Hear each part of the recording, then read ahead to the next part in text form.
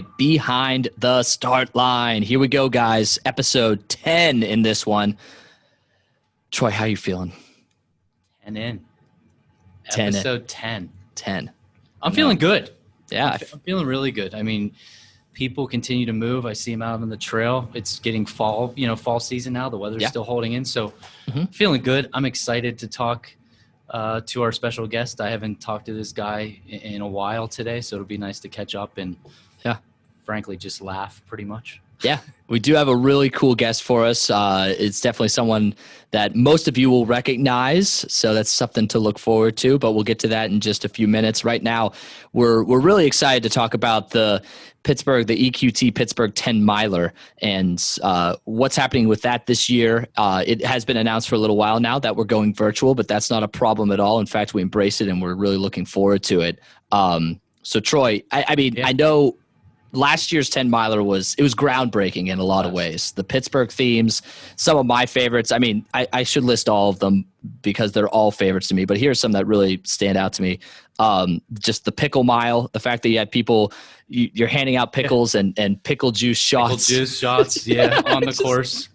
The Pittsburgh cookie table. I mean, again, I'm a wedding DJ, so I see it every weekend, and it's one of my favorite things to take a little bit of the Pittsburgh cookie table home with me after every wedding. So to have that on a course is just, you don't see that sort of stuff on courses. In Ironman triathlons, you see some interesting things that they're handing out at the transition or at the aid stations, but you never see cookies. You don't see cookies or pierogies. Or pierogies. We handed out pierogies on the course last year. That's another one, man. Pickle juice, pierogies, and cookies. It's just like anyone who was not from Pittsburgh might be appalled and disgusted, but it is a Pittsburgher's dream. Yeah, last year was a great year. I mean, every mile had a theme. Mr. Rogers Mile, City of Champions Mile with all the sports teams. We partner with all the sports teams. Yeah, Chris Hoke was there, right? He was on the course. So it was just, I call it groundbreaking because we took an event that was really good and made it this unique, complete 100% Pittsburgh event that afterwards the reviews were like, oh my gosh, this was the best. It was a lot of people's first time running 10 miles, first off. Second off, when you add in all of those elements that every mile they were excited about something or had something to talk about or had pictures, we had Pittsburgh dad out there on the course. Yes, yelling to say that. We had that's Pittsburgh the best. dad out there yelling at him, telling, Yin's better run faster and all the Pittsburghese. It was a lot of fun. I think the runners had a lot of fun. So, what we're going to do this year is we're going to box all that excitement up and put it into a box. Right. So, not only will the runners get their customary stuff, their medal and their shirts, but we're putting together essentially a Pittsburgh box that's going to be valued at over $100. It's going to have all these different Pittsburgh things in it. We're putting a little mini Heinz ketchup bottle. We got bib boards. Eric, you familiar with bib boards? Yeah, a little bit. I was checking out some of the notes. These things are really super cool. So, tell me about it. Think about the last time you went to a race and maybe it was cold and you're trying to get 4 safety pins to pin your bib. It's the worst. Your hands feel like crap and you're trying to pin your bib. These bib boards are essentially, you put them inside your shirt and they just clip. They clip to all 4. So no way. It's a pinch. But That's each bib board awesome. this year is going to have Pittsburghese on it. So it's going to have Yins, ready, like things like that, all Pittsburghese. Yes. So we're going to put that in there.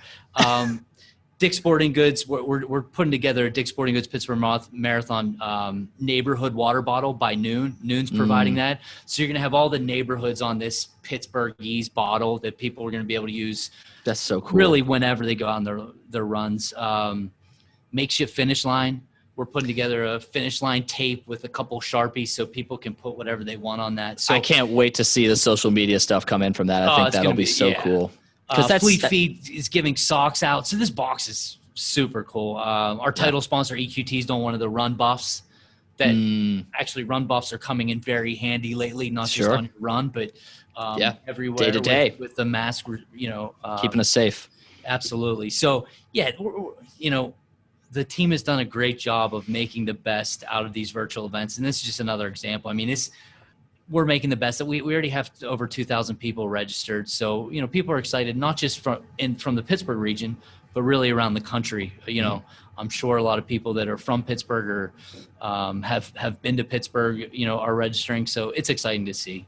Super exciting. Yeah, I mean, well, again, you guys are all about the experience, whether it's in person or whether it's virtual. Right.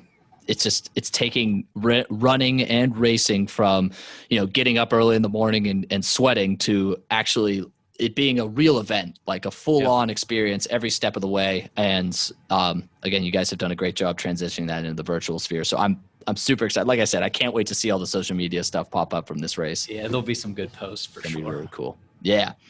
Well, we've got with us a very special guest indeed, and it's someone who has competed or been a part of the EQT 10 miler in the past. He's done the relay, but he's also been a part of other P3R events, and he's definitely a big part of the city of Pittsburgh. He's a local personality on the morning show at DVE, and we're super excited to have him on this show. He might end up critiquing us to the point where we might never record it again. So, but we'll see. We're taking that chance. We're 10 episodes in, so we're ready. Yeah, we're 10 episodes in. We're taking the chance to get critiqued by a true expert. I get, you know, so yeah, and he'll shoot us straight. I cool. trust he'll shoot us straight. So ready or not, here he comes, ladies and gentlemen, Bill Crawford from the DVE show. Bill, how are you doing today? I'm doing great. I'm not sure I'm going to teach you guys anything about broadcasting and definitely not anything about running. So I'm happy to join you guys. Well, you talk for a living, Bill. So you got one up on us already. We're hacks at this podcasting thing. So that's why we had to call in the big guns. Yeah, it's time. This is this is a little later in our first season for us, so we hope to kind of get a little bit of our game up, so we wouldn't be totally embarrassed. But I think we probably still will be. It doesn't sound it so far. Oh, thanks. We're not that far in, though. So it's early. It is early. It's early. So, yeah, I mean, as Troy mentioned, you're a runner as well. Not only are you known throughout Pittsburgh on the radio, but you're also a part of, P3R, the P3R family, because you run their events. You've done the EQT 10 miler in the past, I believe, as a relay, correct? Yep. And Troy and I were talking, and we definitely want to get into this story at some point, but you have done the half marathon. I think couple times. Yeah. Nice. Very cool. And I think you do have a pretty comical story from that, which do we want to just dive into it? Yeah, let's just that's a good way to start it. So Bill, I'll kick it off. 2014, I think, was your first half marathon. That's correct. Before you did the half marathon, though, remember when I stuck you in the back of the convention center to do like stand-up comedy? Tell us about your weekend. Like, you probably thought I was such an idiot. So whenever you invited me to speak at that weekend, what is it called? It was the expo. Convention. Yeah, the expo. It was where you pick up your bib and your packets and okay. Yeah. So I had never obviously run a legitimate race. I mean, I did as a kid. I did the run around the square in Regent Square, the neighborhood that I grew up in. But besides that, nothing. So when you offered me the opportunity to perform at the expo, like I started to have these visions of like Yes Man, or like I was going to be Tony Robbins, like on stage for everyone that was going to run the race. The whole marathon. So I was like pumping myself up. I prepared like for hours I wrote this speech, and it was like, filled with some sarcasm, but also what I thought was going to be some pretty poignant moments. And I show up, and there is a sheer curtain in the corner of the convention center. And it's basically it's as loud as a bus station, and there's a speaker going on before me. And so I get up there and I start talking and realize that there's about 7 or 8 people in there. None of them know who I am, so they don't get my sarcasm at all. Oh. And the way that it ended was one of my favorite endings to a set that I've ever had.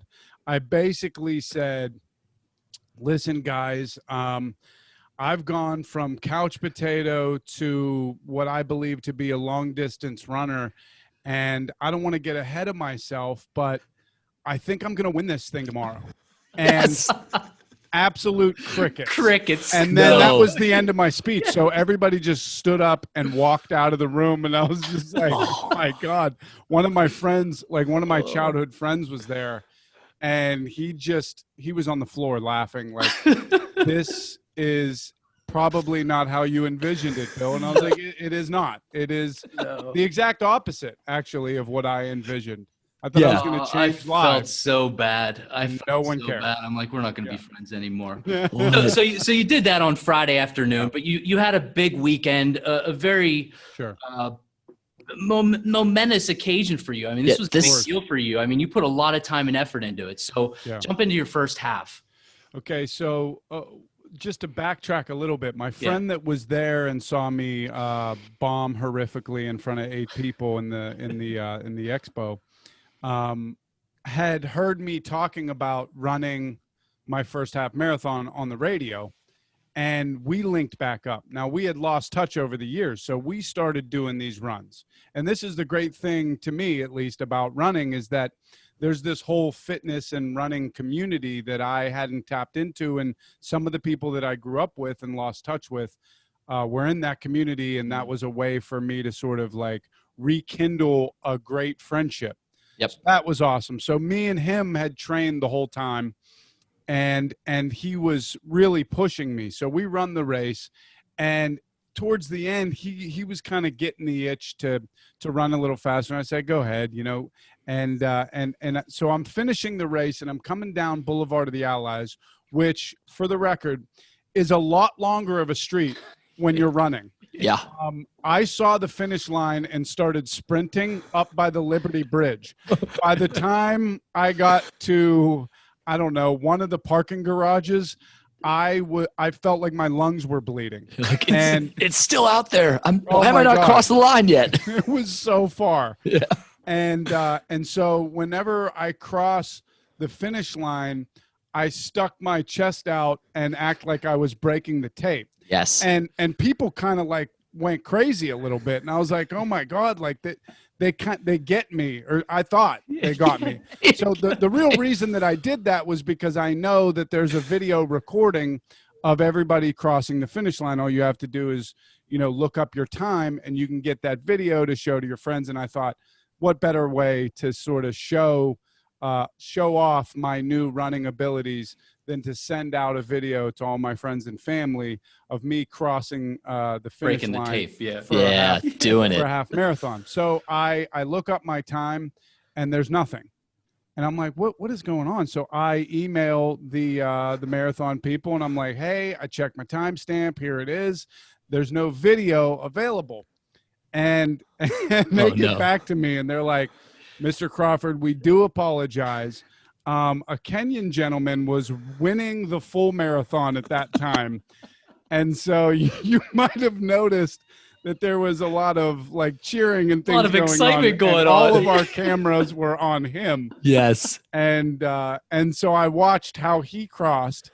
And he crossed with a lot less flair than I did. He lapped me. He ran twice as long as I did. Yes, he did. And didn't gloat at all. Just basically stopped running and turned around. He didn't even put his hands on his knees. Right. It was insane. Yeah. So it humbled me, but it made me want to just keep running and keep training, and with groups like the Steel City Road Runners and things that you can plug into to keep at it and keep active and have it be also a little bit of a social experience. I mean, it's the best. Right. Yeah, it really is. It really is. That's what a great story. So Bill, the last 6 months have been unique, to say the least. What have you been doing physically to stay active? I know it's tough. You got 2 daughters, I've got a couple kids. What have you been doing personally to try to stay out there and stay moving? I've actually been probably more active in this time than I ever have been, because awesome. You want to get out of the house. Like the first day, I try to tell people, the first day of the quarantine with my kids, we woke up, we jumped on the trampoline, we played basketball, we took the dog for a long walk, we came back in, we watched 2 movies, and it was 11 a.m. They were like, what are we doing today? I was like, we just did it, man. We did it all. That's it. The list is shot. So I had to build in some sort of like physical activity, and I've just been doing like a lot of calisthenics, a lot of like long walks, and then I try to get out in the trails and run as often as possible. That's awesome. Do you take how old are your kids, Bill? My kids are 12 and 9. Okay. And they do not run. They don't run. Okay. All. No. But they're active. They're obviously doing some stuff with you. Did they do any sports at all? Yeah, my daughter, my younger daughter is big into basketball. Cool. And my oldest is into dance, so they do get that. It's been tough in the quarantine, but I've actually been trying to convince my 12-year-old to run and actually for the mental aspect of it, because to me running is for as far as the benefits that I get from running, it's 90% mental for me. Yeah. Sure. I feel good physically, but the mental bath that I take every time I go out for a longer run is really the stuff that I'm after. Yeah, it's therapeutic. You can unplug, you can be by yourself if that's what you choose to be. Like Sure. You said, it's also very social, so you can reconnect and have that sort of therapy as well. But you just don't have to worry about all the junk that we have to worry about all the time whenever you're running. So yeah, totally. I definitely support that. Anyone who needs a little bit of time, we all need time. So it's just a perfect way to do that. But, being out on the road, you have opened for so many big time comedic acts. Tell me who your favorite was that you opened to and why. Oh man. There's probably dozens. There's so many good ones. All of the guys that I've opened for and that have had the privilege to do that or travel with have now become my friends. Guys like Steve Byrne and Billy Gardell and Jim Brewer and Bert Kreischer. And these guys are amazing comics who have taken me with them everywhere. Like Steve Byrne is one of these guys where he's a Pittsburgh native. He's from Hampton. He's from the North Hills, and he lives out in LA, and he's had his own television show. He's done all you can do as a comic, and he has taken me on 3 USO tours to go and entertain the troops.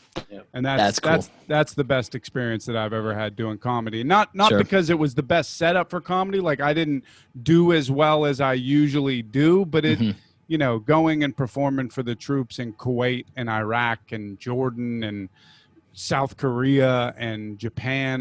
These are experiences that I'll never forget. They've awesome. Just been the most incredible, and to go and support the troops that way, and to just hang out with them on the base, like it's that those moments and those experiences were by far the most incredible.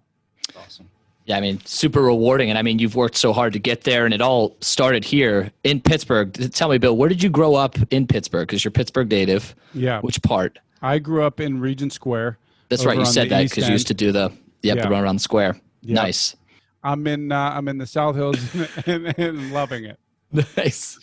Phil, how long have you been with the DVE Morning Show? And I gotta assume that growing up Pittsburgh, being a comic like you have been, touring the country, that position, when that morning show position opened, that was like the creme de la creme for somebody like you. So tell me a little bit about that experience. And you've just grown so much over the years and just turned into like what I would say, if you look at Mount Rushmore of Pittsburgh comics, you got Steve Byrne, you got Billy, but you're right there. And you've done such an unbelievable job, not just with that show, but just what you've done with the comedy and the acts that you've done. So tell us a little bit about that experience. Well, first off, I want to say I totally disagree with your list, and really just the last part of it.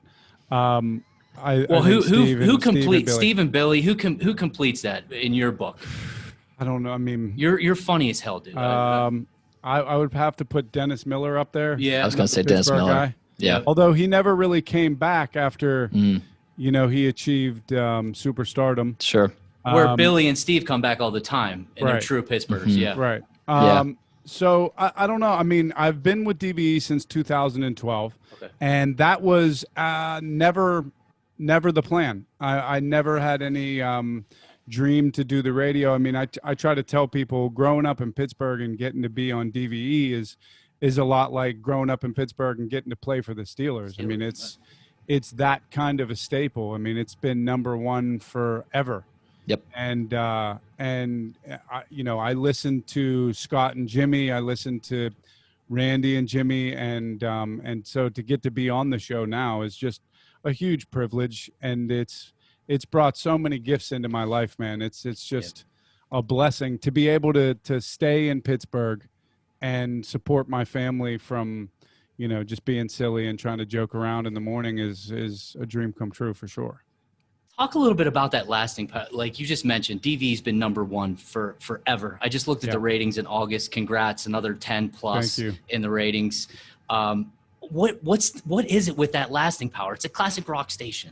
And how does it continue to churn out 10s and 12s, crazy numbers? I honestly, I don't know. That's above my pay grade. Yeah. I think, I honest to God think it's because, comedy, if it gets its hooks in you, you just kind of stay with it. And I think that those early guys like Jimmy and Steve, all the way even back then, I think people from Pittsburgh grew up listening to that.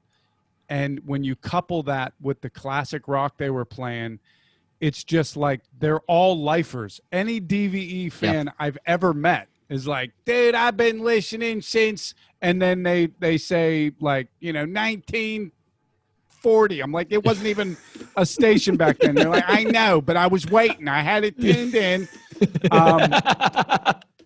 It's just crazy. And then they pass it down. So now the generations, like, guys have passed it to their sons and daughters, and, the music is all hip again. And so, the playlist is back on, and it's just all things Pittsburgh. Like, to me, it's a classic rock station, but it's a Pittsburgh station. Pittsburgh is such, and Troy and I were talking about this before we brought you on, it was just such a traditional city. It's such a city rooted in tradition. And, DVE, you guys are a pillar of the tradition. It's like, it's our sporting teams, it's DVE, and that you guys are just a part of it. And I don't think you guys will never go away. And it's just incredible just to see that your staying power is going on. But I think it's a testament to just how deeply rooted we are in tradition. Mm-hmm. And I mean, look back at any of even the movies in the 90s, like Sudden Death or a movie like that. Like, if you look inside the igloo, there's all the WDVE signage on all the dasher boards. I mean, DVE is just like, is just there. It's broadcasting out. It's sending the signal. If you go to concerts or anything like that, you see the big, hot air balloon. Yes. And it's run by so many good Pittsburgh type people. The station is just, it's a juggernaut behind the scenes as well. Like, being on air is super fun. But Troy, from being in the building for a number of years, like, the people behind the scenes are just as talented, but even more critical to the signal getting out there, and the branding and the messaging and just the imaging, all the stuff that they do. They're incredible. Sure. Yeah. Definitely a team effort. Yeah. Speaking of Pittsburgh, so Bill, our EQT 10 miler is going virtual this year. I do. Last year you ran it. Yep. We did the Pittsburgh themes. Every mile was different Pittsburgh theme. What was your favorite part about that race? Mr. Rogers, for sure. I love Mr. Rogers. And whenever I was running up, I think that was over by the West End. You got it. Yep. I'm pretty sure it was. Yep. Yeah. And, coming up the hill off of the bridge and seeing the big Jumbotron with the Mr. Rogers signage and him hanging out in the sweater, and just all the people. Like, I love running through the city of Pittsburgh. I think it's so cool that you guys get all those streets blocked off for the day, and then all of the community comes out to support and root you on.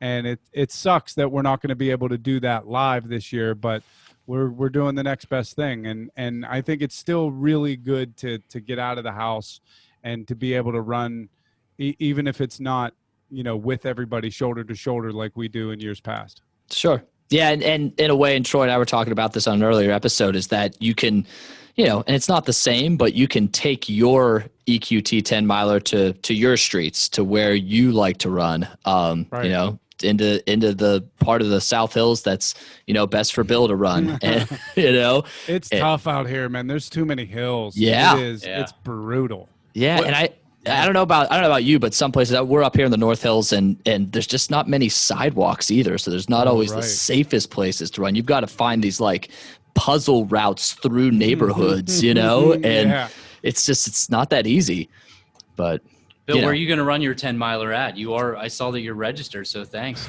It's awesome. Of course. I think, probably I've been running a lot I've been doing a lot of trail running, and I like the Montour and the Panhandle Trail because it's straight in and straight back. And I like for me, I try to tell people whenever they're first starting to run, it's really easy it's easy to just go for the convenience and walk out your door. But just like Eric was talking about, trying to puzzle together a run route while you're just first starting out, that little psychological effect can really ruin a run for you. So I like to take the route completely out of the game and just make it about the running.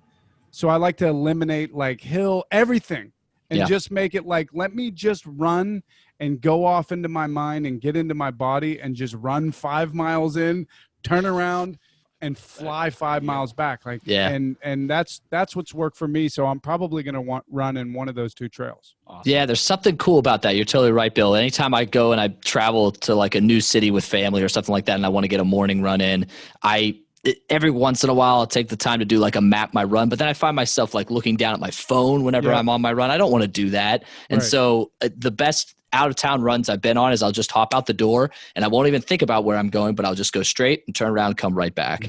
And it's just, you're right. It's just nice. It's another part of that unplugging, another part of that, just like tuning out and tuning into what matters. So very cool. So is that route, is that what you're looking most forward to for the virtual component of this year, being able to do your EQT 10 miler on your route, or is there something else? Are you going to involve your family somehow, or? Yeah. That's, I think, what I'm itching to do is to pull somebody else into the cult. I'm looking to convert somebody, because look, once you get to a point, like the whole point for me in doing self-care, running, anything like that, is actually to get to the point where you can be of service. And that's kind of where I feel like I am with my fitness. It's not about just my personal goals. It's like, okay, what are you doing to help other people? And for me, like, I see a lot of people out there struggling. They're either falling, like, go to the gym, or they fall off their little routine. Maybe they're doing some beach bod, but in the living room, and just can't stick with it. And just trying to pull somebody like that onto the trail with me and get them eventually to sign up and run this race, because the accomplishment of that is really great. And it's not as hard as people think it is. Like, I thought there was no way on earth that I would ever run the distance of a half marathon. And in 3 months, I trained and got my body there. Yeah. Well, and being with a group like the Steel City Roadrunners, that just has to help tremendously.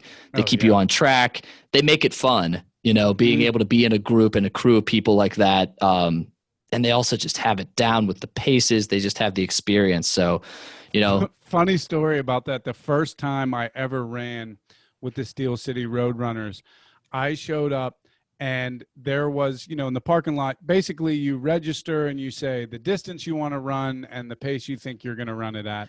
And no one was in the parking lot holding up the distance or the pace that I wanted to run.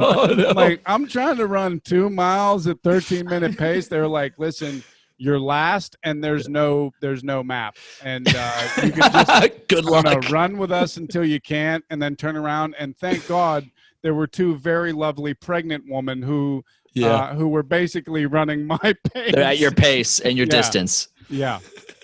It's awesome.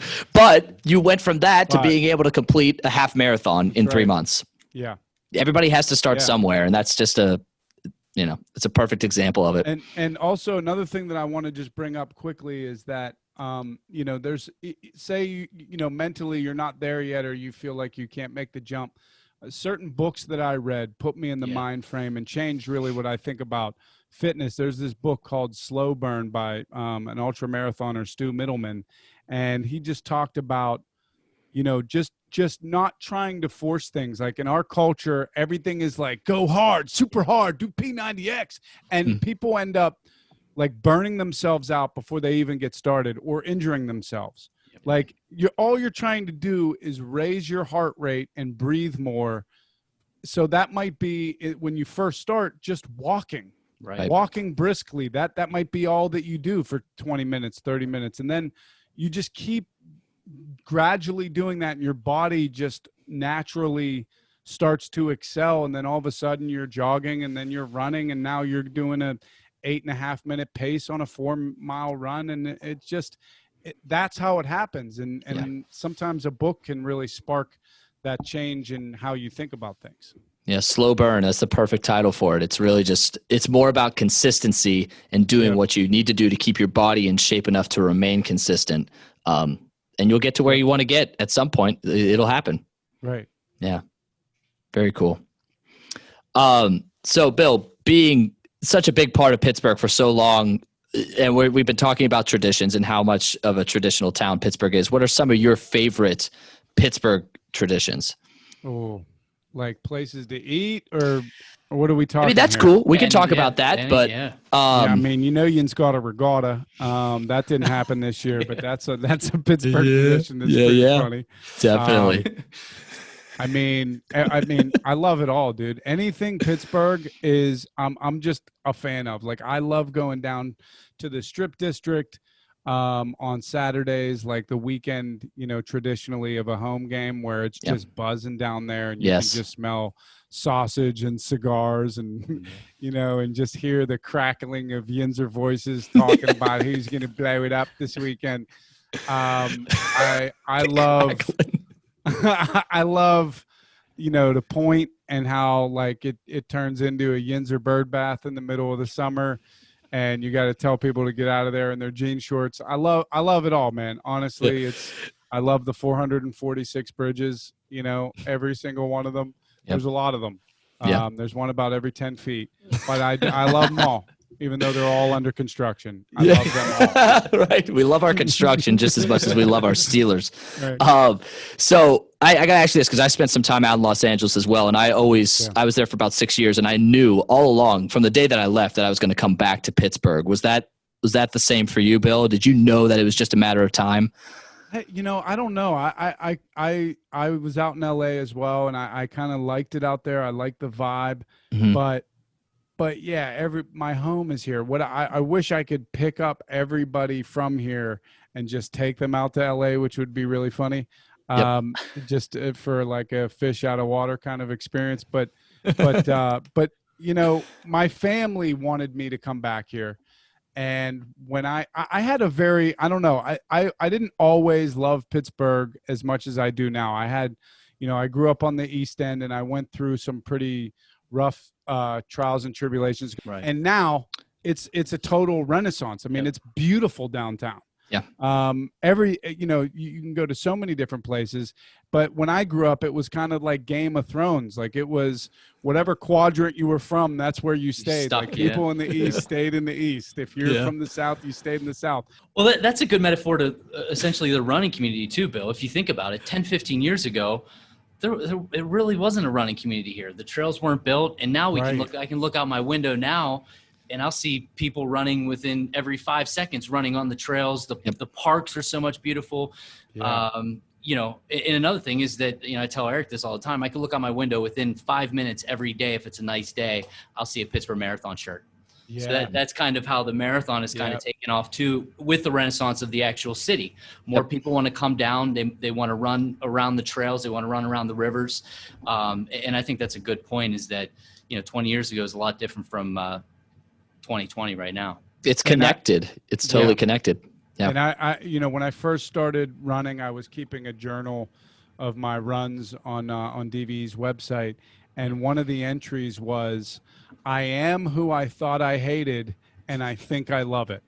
And and that's just like the transformation that can happen by just getting off of your couch and realizing that when you see people out there and you're not in shape and you're judging them, it's basically because there's something in you that hasn't achieved what you want to achieve. And I was full of it, man. And that's why I was just like, man, as soon as I get out here, now I see people running and I cheer them on. I honk at them and probably look like a crazy person. And I don't want to be insulting, because some people that are running, when I'm like, yeah, do it, like I feel like they probably think I'm like, yeah, because you look so out of shape, I'm cheering you on. But is this your first day? Good for you. Keep going. Like you need me to cheer for you. You're right. I'm not trying to be condescending. I honestly, it pumps me up. Yeah, absolutely. That's the perfect. I love that quote. That's awesome. You came up with that one? Yeah. That's awesome. That's awesome. Say it one more time, Bill. Sorry. I got to write it down. I am who I thought I hated, and I think I love it. I love it. That's so great. That could be applied to so many things in life. People get so rooted in what they think is right, what they get comfortable in, and it can be applied to so many different things, and we won't go down that rabbit hole, but it's just like, man, if more people would take that attitude and see the possibilities of discovering a new them, man, the world would be a better place. It's not rocket science. If you want to feel different than you've ever felt, you got to do things you've never done. And for me, it's all wrapped up in one. I started taking cold showers because right in the morning, I take a freezing cold shower, because as the day progresses, I become more and more full of it. And if I don't fight myself right in the beginning of the day, I spend the rest of the day fighting everybody else. So if I can just do that little and it's 1 minute, I just turn the water on myself, crush myself, and then I'm like, all right, this is cool. For the rest of the day, I'm good. Oh man, I'll tell you what. One of my wives. Let's take that back. How many wives do you have? We'll get to that later. That's another podcast. One of my wife's best friends. Sorry, I should have finished the sentence. He introduced that whole thing to me, the whole idea of cold showers, years ago, and I laughed it off hard. I was like, no way. I love my showers. I love my warm showers. Yeah.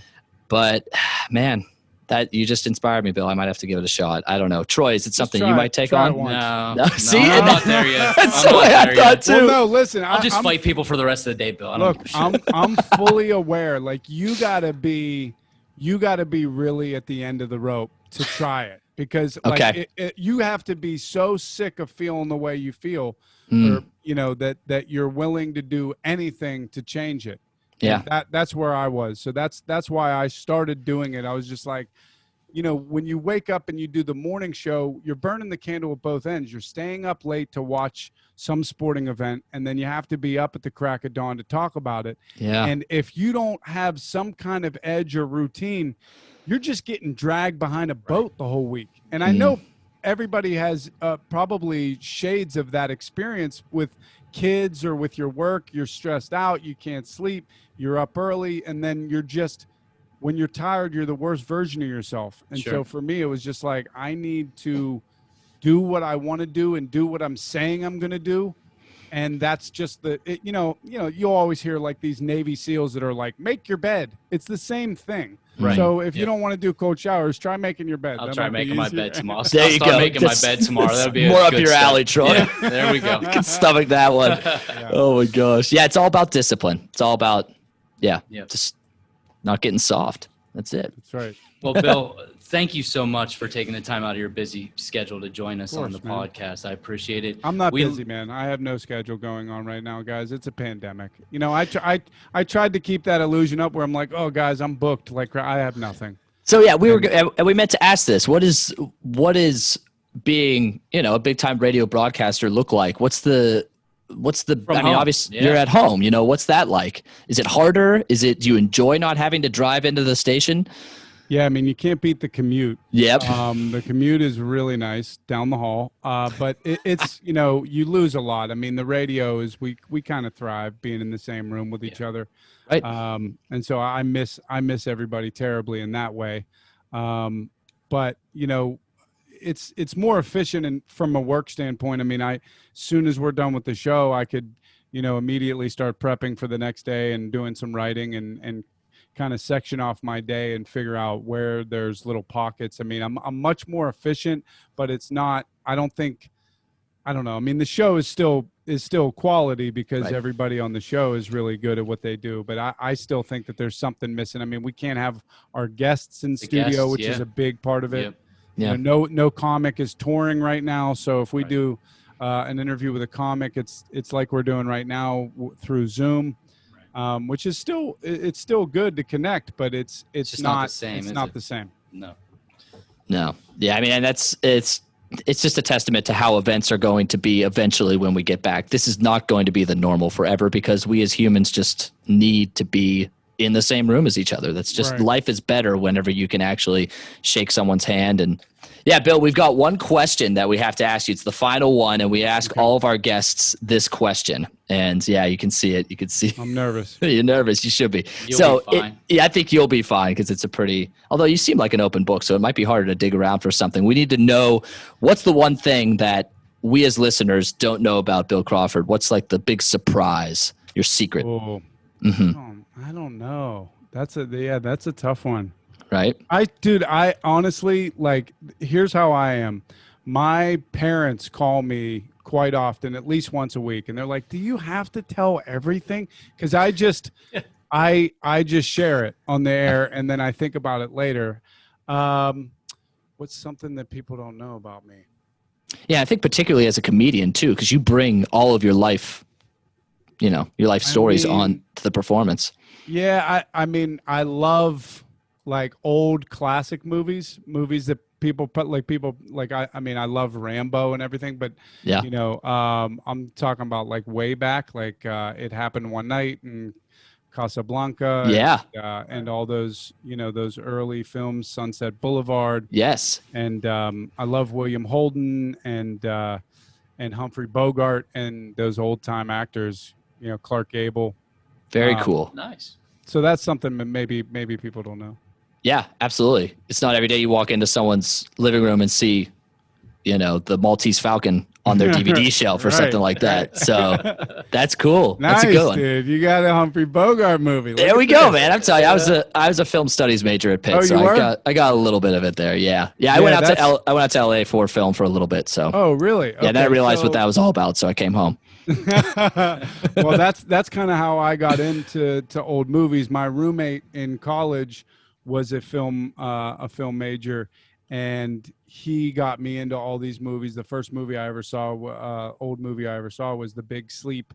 And then we watched The Maltese Falcon, and then we watched Treasure of the Sierra Madre and Key Largo, and all those films that Humphrey Bogart did that were just so incredible to have and have not. And I love it. And it was a way to connect me with my grandparents who were alive at the time and talk to my parents just about, movie stars that were the big hits when they were young. Yeah, that's cool. It's really cool. If you haven't checked out some of those old movies, highly recommend it. They're tremendous. I'll put that on my list. So I got Cold Shower and I've got Maltese Falcon on my list. Right. That's it, man. Maybe I'll watch Maltese Falcon and then go take a cold shower. Or at the same time. I'm sure you could figure it out somehow. Yeah. Put it on in the shower. Yeah, there we go. Yeah, totally. That's Troy's cleanse right there. It's perfect. I need it. Cool. Well, Bill, that was perfect. Thank you so much. And thank you for, again, taking the time to meet with us. And, best of luck with continued training, with the EQT 10 miler virtual coming up, and just continue to do what you do for Pittsburgh. We really appreciate all of it. Keep the tradition going, man. Thank you guys so much. It's been a lot of fun, actually. I didn't expect this to be fun, and it was. And I was doing it purely as a favor to Troy, and it was fun. And I want to thank you guys for having me on, and I wish you all the best as well. Thanks, Bill. Good to hear from you, Bill. Good to see you. We'll talk to you soon. Yeah, you don't have to tell us on the air. Very low expectations. Yeah, low expectations. I didn't think this was going to be fun, but I was doing it as a favor. And I mean, you don't have to tell us on the air, but maybe send us an email later and just let us know how much we embarrass ourselves and how. You guys were great. Were great. All right, Bill. Have a good rest of the week, bud. Thanks. Bill. Right, take care. All right. Well, that was awesome. Thank you so much. Our special guest, Bill Crawford just joining in the ranks. It's so great, and it's so cool. I mean, we have so many people on the show who are part of the P3R family, and it's just great to know like these people who are well known already in Pittsburgh. Yeah, and he's honestly the funniest dude I know. I mean, you guys got to see 20, 30 minutes of it. Yeah, but he's just a funny guy, and he's a really good guy. And I'm happy he's a Pittsburgher and going to be here for a long time. Absolutely. You can tell that running is his kind of escape now, and it's great to see it. And I love having him a part of our events. Very good guest. Thank you, Bill, so much for being a part of it. As all of our special guests, we're super thankful for you being here. Before we head out, we've got another question from one of our fans. I'll go ahead and call him that out there. Yeah, right? We have fans. This one's Michael from Dormont, and he asks, how do you recommend planning out your course for a virtual race? It's a great question. Yeah. Troy, it might be best for you. I have some ideas of my own, but you guys might talk about this yourselves in-house. I think Bill just talked about it too. Bill didn't know that this was going to be the mailbox question, but I think something that's comfortable for you, something that you're familiar with, maybe something that you wanted to try, that you have a friend or a companion that's going to be out there with you. I think the great thing about virtual is you can do it wherever.